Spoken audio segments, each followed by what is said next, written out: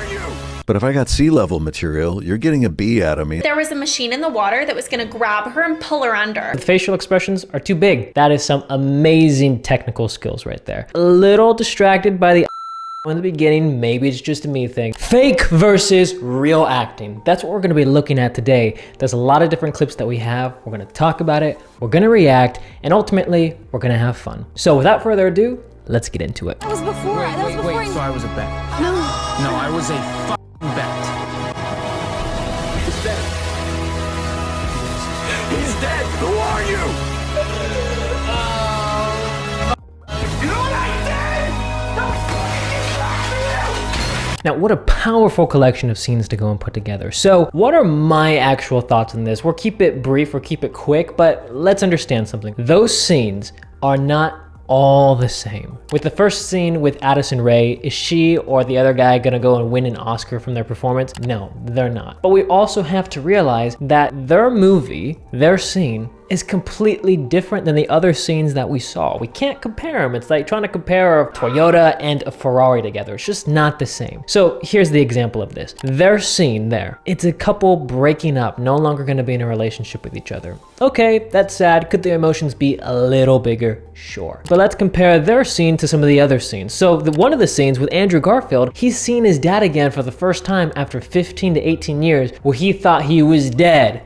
Gone. Tobey Maguire's character is coming back from war or being a prisoner of war to find out that his wife is with his brother now. And then Leonardo DiCaprio's scene is him having to deal with a drug addiction. So the scenes are just simply not comparable. It's just not that fair of a comparison to make. Now, maybe the movie in general wasn't good. I haven't seen it. You guys all tell me, but that's my initial thoughts. Okay, let's go ahead and take a look at another clip here. Oh my God, I love your skirt. Where did you get it? It was my mom's in the 80s. Vintage. So adorable. Thanks. So with this clip, genuine and fake. I would say that the genuine side, we probably could go a little bit more genuine, but the point is, at least this actress can tell a difference when something is more fake compared to it being more real. I will say I was a little distracted by the eyeshadow in the beginning. Maybe it's just a me thing, but it was just kind of distracting in the beginning. Otherwise, decent work. Now let's go ahead and take a look at this other one over here. I have some thoughts about this. I'm gonna share them. You can watch it and then see what you think. I want to try something. Do you think you can hold for 2 beats with the tears gushing? What if the two gush on 3? Yeah. Action! Eyes water, light, and tears.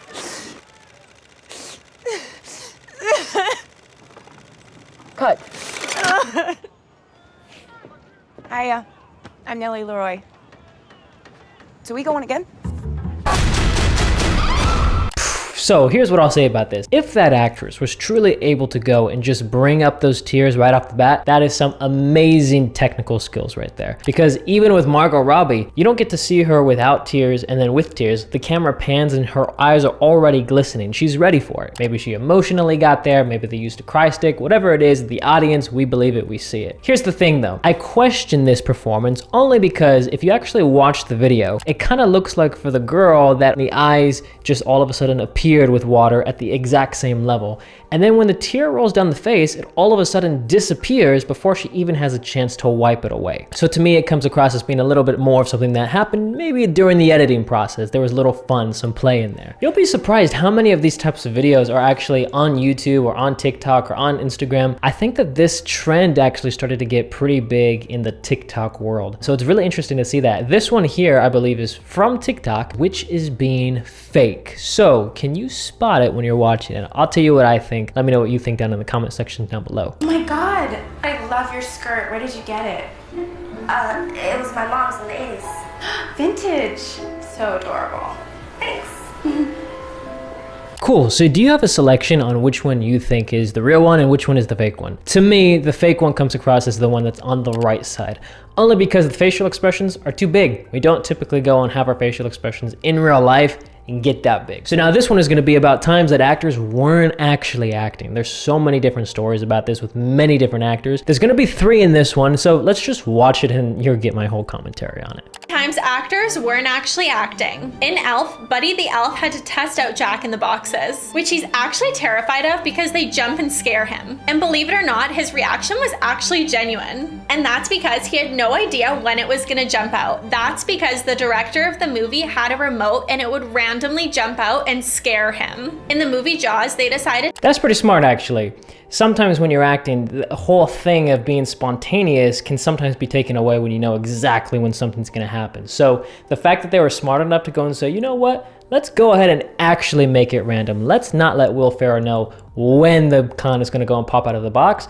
A very clever thing. It also makes it just more fun and honest for us as the actors. So it's a great thing. I would love to have that if I was on set too. To not tell the actor that was the first person to get attacked, that there was a machine in the water that was gonna grab her and pull her under. So when she screams of absolute fear and terror, that was real. In the movie Now You See Me, there's a— That right there is no way that that can be legal at all today. If that is true, if that's true for what happened then things were different. But right now, you could not do that today. Have an actress or actor in the water and then not tell them that you're gonna have a machine grab them and try to pull them down. No way, they'd be freaking out thinking that they're gonna die. There's no way you could do that today. Crazy. Scene where Isla Fisher goes into a tank. And in the scene, you can see her really struggling. She's actually stuck at the bottom of the tank. She's actually drowning. And believe it or not, this was real. She was actually drowning. She said the chains got stuck at the bottom and this wasn't planned. The director just thought she was really good at acting. Finally, a stuntman thought it was going on for a little bit too long and came to help. Yeah, I don't know what it is with water. Keep me away from it. Again, that type of scene there where I'm gonna be chained up with chains and I'm gonna be down in a tank, no way. For me, I would say, you know what? Where's my stunt double at? Where's my stunt double? Oh, my stunt double. Hey, you were doing this for years. You come here, you do this scene.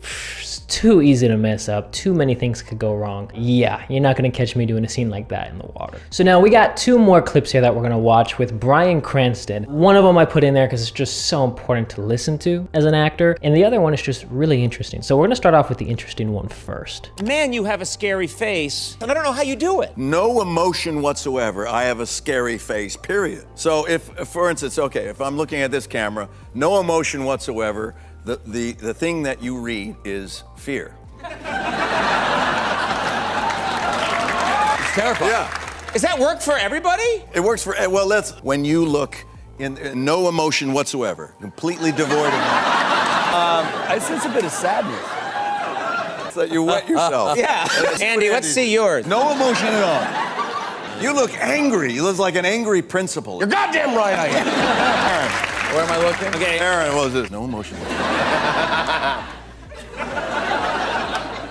You're emoting something. I'm not trying. Don't do anything. Stop. Wipe it all away.